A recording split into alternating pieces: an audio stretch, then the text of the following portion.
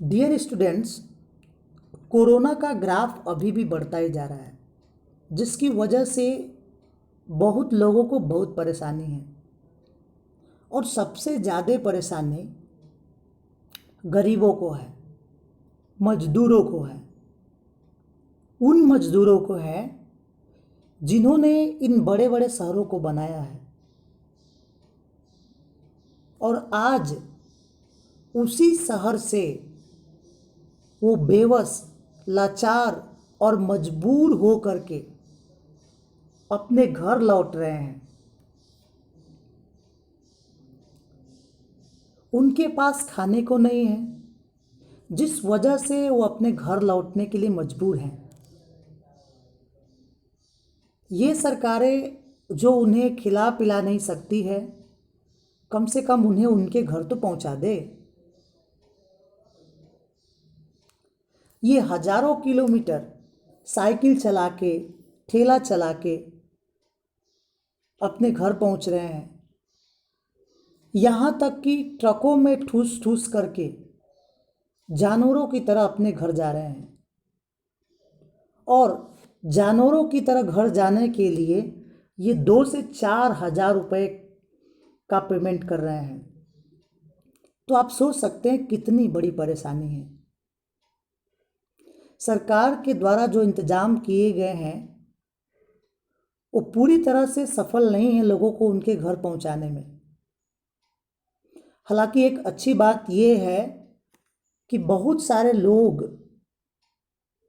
अपने पैसों से लोगों को खाना खिला रहे हैं, लोगों को पानी पिला रहे हैं। इन सारे लोगों का हमारी तरफ से बहुत बहुत धन्यवाद, जो इस संकट की घड़ी में लोगों की मदद कर रहे हैं। और मैं चाहूँगा कि सरकारें हमारी थोड़ी सी तत्परता दिखाए और लोगों को जल्दी से जल्दी अच्छी तरीके से उनको उनके घर पहुंचाया जाए।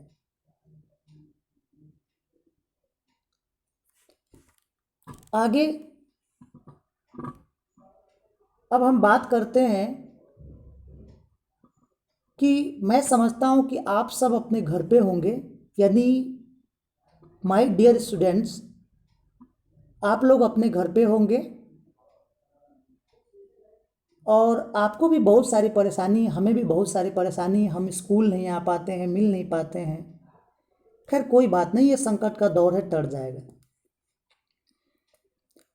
कल हम लोगों ने एक टॉपिक डिस्कस किया था, रिप्रोडक्शन इन ऑर्गेनिज्म, जो क्लास 12 का टॉपिक है, उसी को हम लोग कंटिन्यू करेंगे आज आगे।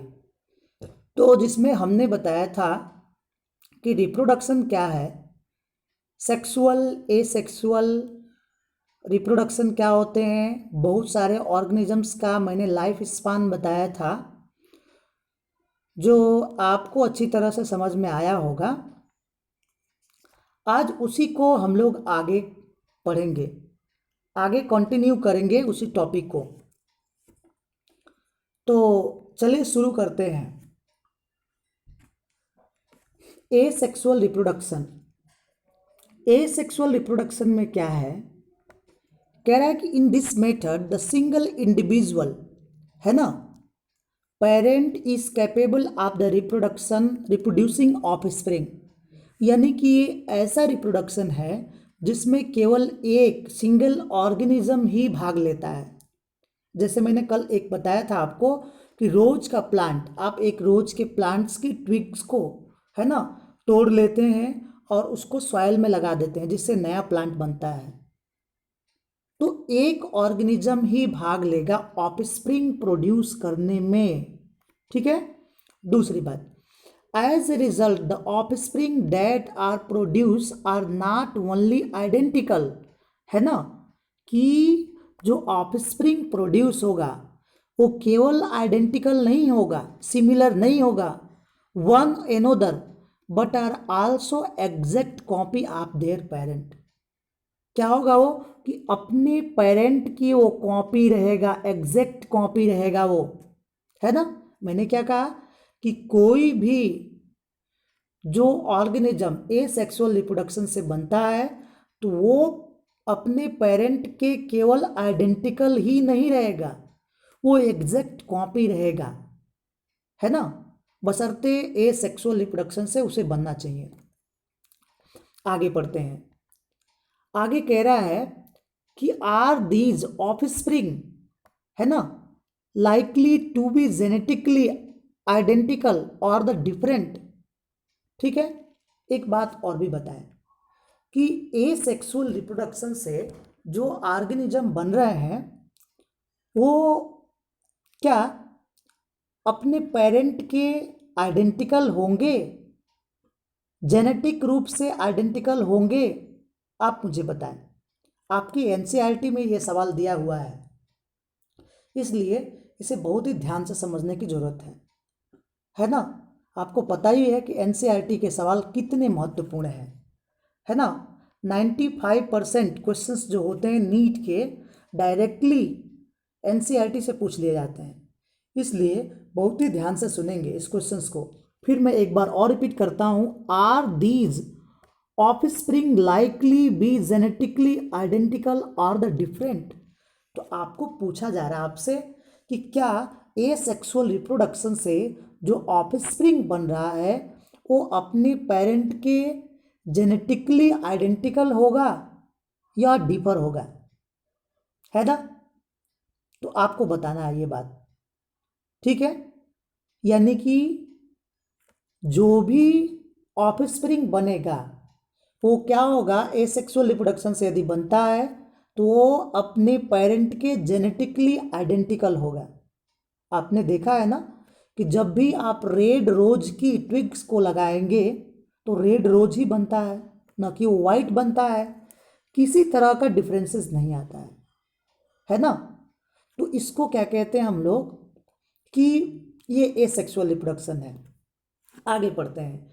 The term clone is used to describe such morphological and genetically similar individual.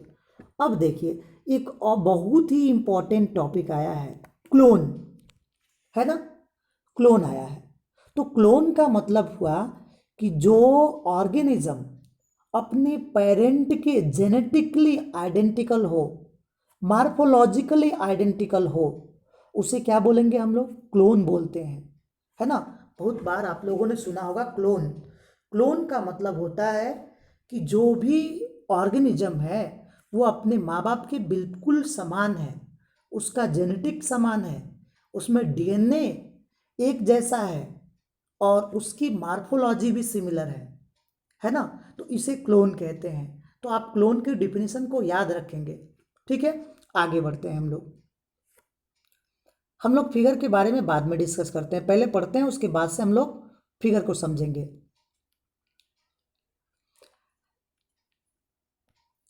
Let us see how the wide spread asexual reproduction is, है ना, among different group of the organism. अब ध्यान देना है कि कैसे बहुत सारे ऑर्गेनिज्म में एसेक्सुअल रिप्रोडक्शन होता है ना। इस चीज को देखेंगे हम लोग।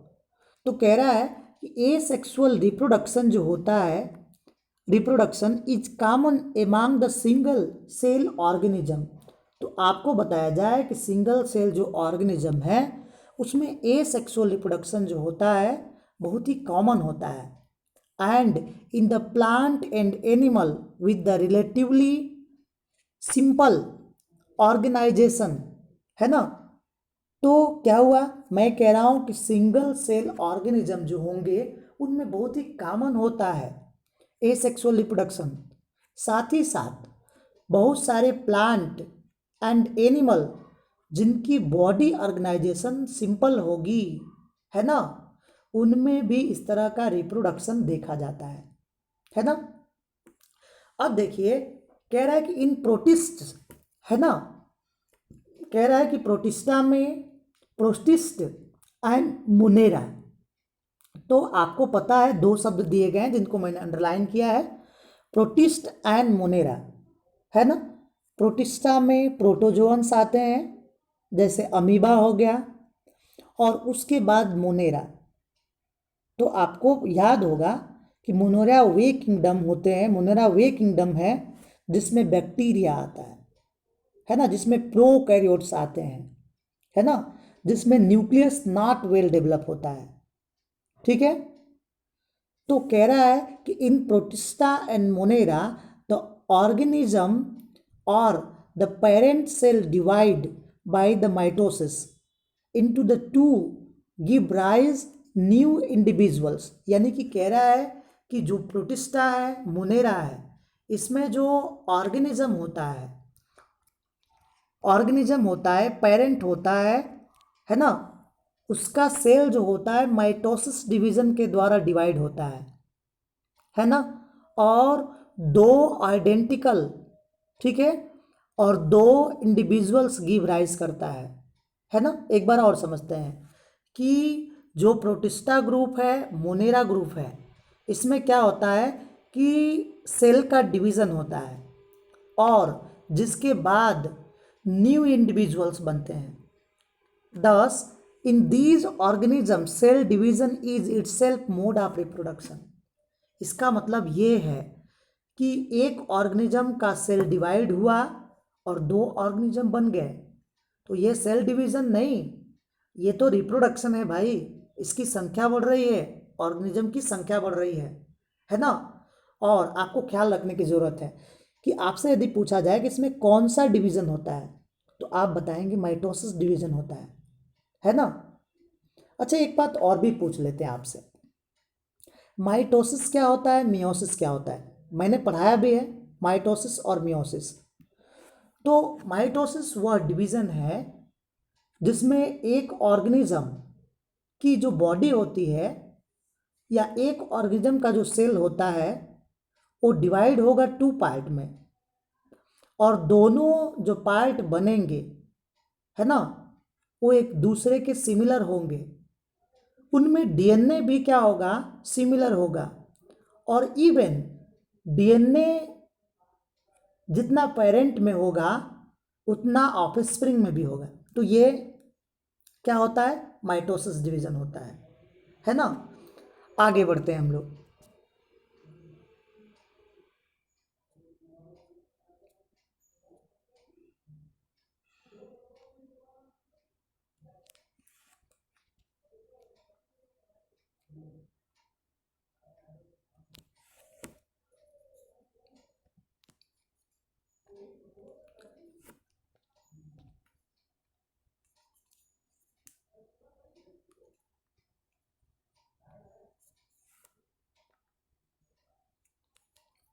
Many single cell organisms reproduce by binary fission। यानी कि कह रहा है कि बहुत सारे जो ऑर्गेनिज्म हैं वो बाइनरी फिजन के द्वारा क्या होते हैं, रिप्रोड्यूस करते हैं। Where a cell divides into two halves. क्या होता है कि जहाँ क्या होता है कि एक जो सेल होता है दो हाफ में डिवाइड हो जाता है, and each rapidly grow into an adult, और वहाँ वो क्या होता है, एक एडल्ट में डेवलप हो जाता है। ठीक है, तो आपने क्या देखा कि एक ऑर्गेनिज्म होगा, उसकी बॉडी दो पार्ट में टूट जाती है, और जो दोनों ऑर्गेनिज्म बनते हैं वो क्या होते हैं, rapidly grow into an adult. जैसे यहाँ पे एग्जाम्पल भी दे रखा है अमीबा और पैरामीशियम का, है ना। अमीबा और पैरामीशियम का ये एग्जाम्पल दे रखा है। अभी मैं दिखाऊंगा आपको कि अमीबा में किस प्रकार से होता है। ठीक है, आगे हम लोग एक चीज़ और भी पढ़ते हैं, इन ईस्ट, है ना। ईस्ट का मतलब अरे भाई वही एक फंजाई है। In yeast the cell the division is unequal and small bud are the produce that remain attach, है ना, initially to the parent cell, which eventually get spread and separated and mature into the new yeast organisms cell। यानी कि कह रहा है कि वहीं east को देखा जाए। ईस्ट का मतलब एक फंजाई है जिसमें क्या होता है कि बॉडी पे एक बर्ड बनता है ना, और वो बर्ड जब बॉडी से डिटैच हो जाता है तो नए ऑर्गेनिज्म को जन्म देता है। डिटैच का मतलब टूटना होता है। अब देखिए, under favourable condition the amoeba withdraw the pseudopodia, है ना। आपको पता है कि अमीबा जो यूनिसेलुलर ऑर्गेनिज्म है ना, जब अनफेवरेबल कंडीशन होता है तो अपने सूडोपोडिया को क्या कर देता है, हटा देता है ना। सूडोपोडिया को हटा देगा। सूडोपोडिया का मतलब क्या होता है, ये देखें। सूडो का मतलब होता है फाल्स और पोडिया का मतलब होता है फिट, है ना। यानी कि अमीबा में सूडोपोडिया पाया जाता है जिससे वो मूवमेंट करता है। ये सूडोपोडिया साइटोप्लाज्मिक आउटग्रोथ होते हैं, है ना। तो जब अनफेवरेबल कंडीशन आता है तो अमीबा अपने सूडोपोडिया को विड्रॉ कर देता है, हटा देता है ना। और क्या करता है, and secrete A 3 layer hard covering, और अपने चारों तरफ 3 लेयर हार्ड कवरिंग बनाता है, ठीक है ना। और सिस्ट अराउंड अराउंड इटसेल्फ, यानी कि अपने चारों तरफ क्या करता है कि हार्ड कवरिंग बनाता है। This phenomenon is term an as, है ना, इंसिस्टेशन, यानी कि इस तरह के जो फिनोमिनन है ना, इसको हम लोग क्या कहते हैं, इंसिस्टेशन कहते हैं, ठीक है। तो आपको समझ में आ रहा होगा कि इंसिस्टेशन का मतलब होता है कि कोई अमीबा अनफेवरेबल कंडीशन में अपने सूडोपोडिया को हटा दे और 3 लेयर, है ना, एक सिस्ट का फॉर्मेशन करे, एक कवरिंग का फॉर्मेशन करे अपने को प्रोटेक्ट करने के लिए। इसको हम लोग कहते हैं इंसिस्टेशन। ये जो टर्म है इन सबको याद रखने की जरूरत है, क्योंकि कभी कभी पूछे जा सकते हैं कि इंसिस्टेशन का मतलब क्या होता है, व्हाट डू मीन बाय इंसिस्टेशन, है ना। आगे बढ़ते हैं।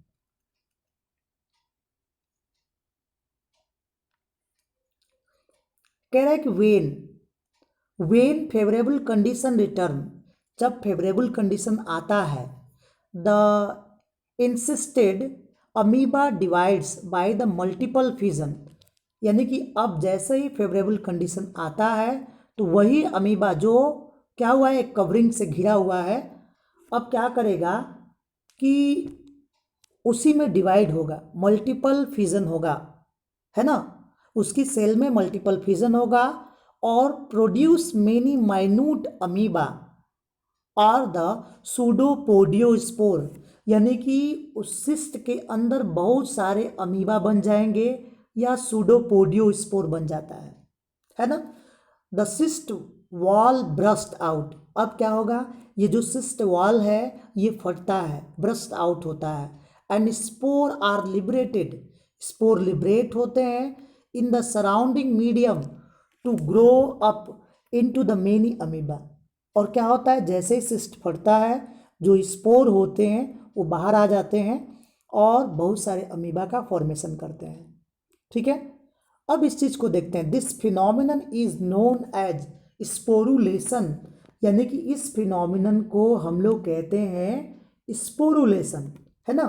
स्पोर का स्प्रेड होना यानी कि स्पोरुलेशन कहते हैं, ठीक है। आगे हम आपको दिखाते हैं कि इनका कैसे स्पोरुलेशन होता है ईस्ट में और उसके बाद अमीबा में किस तरह से रिप्रोडक्शन होता है, ठीक है। अब आपके सामने एक फिगर है, ठीक है, आपके एनसीईआरटी में दे रखा है, जो आपको दिखाई भी दे रहा है ना। ये अमीबा का फिगर है, आपको पता है कि अमीबा यूनिसेलुलर है, ठीक है। और ये जो साइड में दिख रहा है आपको, मैं जिसको टच कर रहा हूँ, ये सूडोपोडिया है, ये इसके झूठे पैर हैं जिनसे ये मूवमेंट करता है ना। तो अभी आप देखें कि इसमें क्या होता है कि ये जो सेल है, सबसे पहले नीचे देखें कि आप इसमें क्या हुआ कि यहाँ पे देखें इसकी साइज थोड़ी सी श्रिंक हो गई है, सूडोपोडिया कम हो गए हैं, और उसके बाद इसका जो न्यूक्लियस है वो डिवाइड हुआ है 2 पार्ट में। पहले तो इसका न्यूक्लियस डिवाइड हुआ है और उसके बाद फाइनली ये 2 सेल में, 2 डॉटर सेल में डिवाइड हो जाता है। तो आपने क्या देखा कि 1 सेल क्या हुआ, अमीबा का 2 डॉटर सेल का फॉर्मेशन करता है। तो ये क्या हुआ, ये बाइनरी फिजन हुआ। बाइनरी का मतलब होता है कि दो में फ्यूजन हो जाए, है ना। Body divided into two part, ठीक है। आगे चलते हैं। तो अमीबा में आपने देखा कि ए सेक्सुअल रिप्रोडक्शन और बाइनरी फ्यूजन। मैंने ईस्ट का भी नाम लिया था, ईस्ट के बारे में भी थोड़ा सा देखते हैं।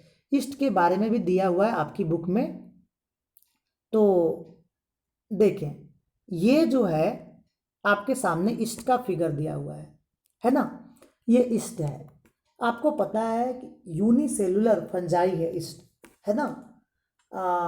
हालांकि प्रोटीन रिच कंटेंट है, आप जिसको खाते हैं तो आपकी बॉडी में प्रोटीन भी बढ़ता है ना।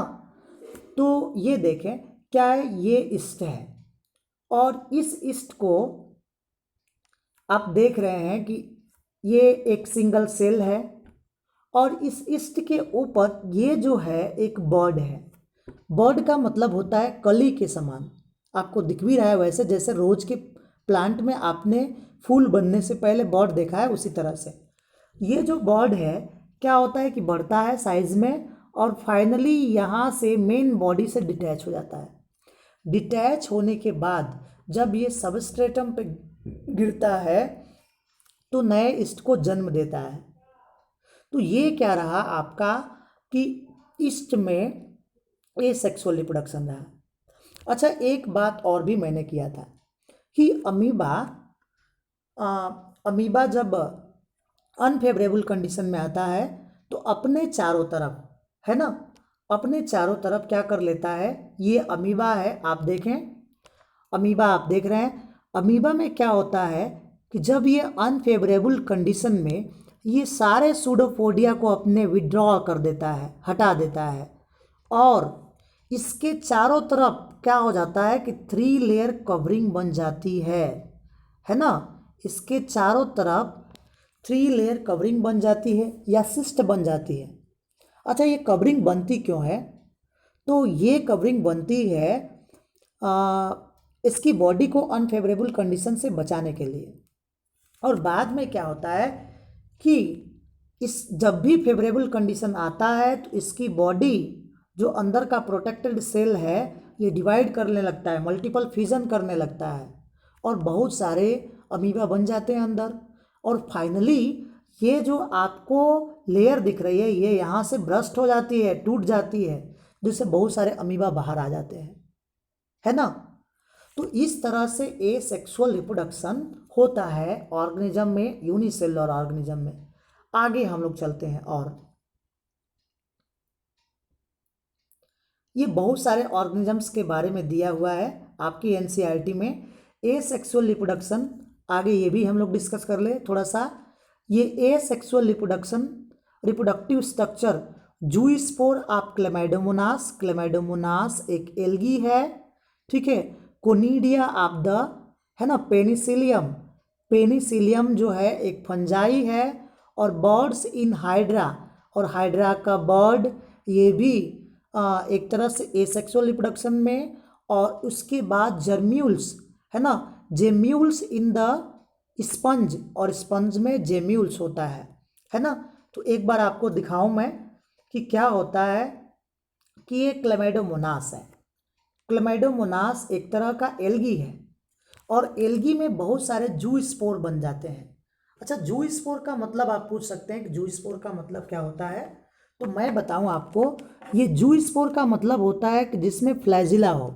आप देख रहे हैं ना छोटे छोटे ये, है ना, इसमें एक तरह से चाबुक नुमा संरचना दिख रही, छोटे छोटे, तो ये फ्लैजिला है और फ्लैजिला की वजह से ये मूवमेंट करता है, चलता है, ठीक है। इसीलिए इसका नाम है जू स्पोर, यानी कि चलने वाला स्पोर। तो आपने देखा क्लेमाइडोमोनास में इस तरह से। दूसरा आपके सामने बी नंबर फिगर दिख रहा है, ये जो है मैंने क्या बोला था, पेनिसिलियम बोला था कि पक्सिनिया, तो इसका नाम है पेनिसिलियम। हाँ, तो पेनिसिलियम ये है जिसमें कोनिडिया बन रहा है, ये भी ए सेक्सुअल स्पोर है, कोनिडिया, ये पेनिसिलियम है। अच्छा, पेनिसिलियम एक फंजाई है ना। पेनिसिलियम का नाम आया है तो थोड़ा सा बता ही दिए आपको, आपको पता भी है, बहुत सारे बार मैंने बताया है, कई बार मैंने बताया है कि पेनिसिलिन नामक एक मेडिसिन है, आप जिसको जानते भी होंगे। पेनिसिलिन वही मेडिसिन है जो फर्स्ट एंटीबायोटिक है ना। तो कई बार पूछा जाता है कि नीट के एग्जाम्स में भी पूछा जा सकता है कि फर्स्ट एंटीबायोटिक्स का नाम बताइए, तो पेनिसिलिन जो है फर्स्ट एंटीबायोटिक है। दूसरा सवाल ये एक और भी हो सकता है कि पेनिसिलिन किस फंजाई से बनाया जाता है। तो पेनिसिलिन जो प्राप्त किया जाता है वो पेनिसिलियम नोटेटम नामक एक फंजाई है, उससे प्राप्त किया जाता है। तीसरा सवाल इस टॉपिक से बन सकता है, who discovered the first antibiotic और पेनिसिलिन, पेनिसिलिन की खोज किसने की, है ना। पहली एंटीबायोटिक की खोज किसने की, तो आप सीधे सीधे बता सकते हैं अलेक्जेंडर फ्लेमिंग, है ना, उन्होंने पेनिसिलिन की खोज की। ठीक है, तो ये पेनिसिलिन है और इस पेनिसिलिन में आप देख रहे हैं ये कोनिडिया या छोटे छोटे स्पोर हैं। ये छोटे छोटे स्पोर जब टूट करके सॉइल पे गिरते हैं, सबस्ट्रेटम पे गिरते हैं, तो ये क्या करते हैं, है ना, नए पेनिसिलियम को जन्म देते हैं। दूसरा चीज़ आप देखें, हमने हाइड्रा का जिक्र किया था कि हाइड्रा जो है, हाइड्रा की बॉडी पे एक बर्ड बनता है जो बर्ड डिटैच होने के बाद नए हाइड्रा को जन्म देता है।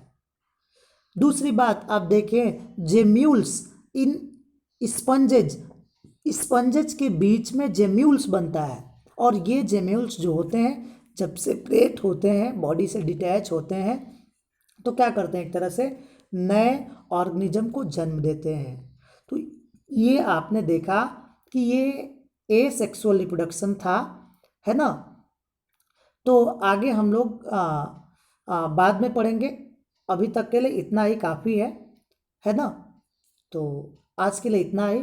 आपसे उम्मीद करता हूँ कि आप इस टॉपिक को समझेंगे, रिवाइज करेंगे पूरी तरह से। हर लाइन को मैंने समझाने की कोशिश किया है, तो आप हर लाइन को बहुत ही अच्छे तरीके से समझें।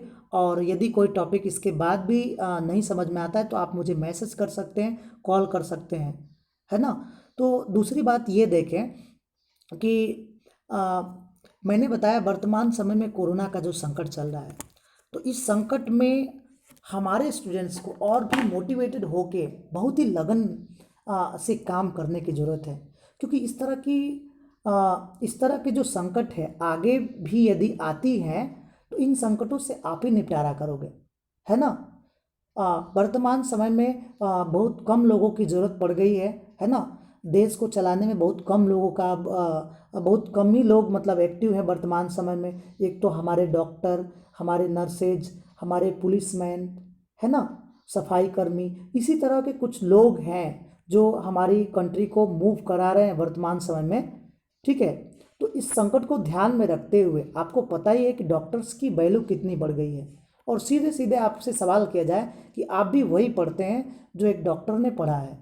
ठीक है, तो क्यों ना हम लोग उसी तरह की कुछ प्रिपरेशन करें कि आने वाला समय हम भी इस देश के इस तरह के यदि संकट फिर से कभी आते हैं तो उनसे लड़ेंगे, उन्हें हराएंगे, है ना। तो इस चीज़ को ध्यान में रखेंगे और आप अपनी पढ़ाई को अच्छी तरह से करें। ये संकट का दौर है, बहुत ही जल्दी ख़त्म हो जाएगा।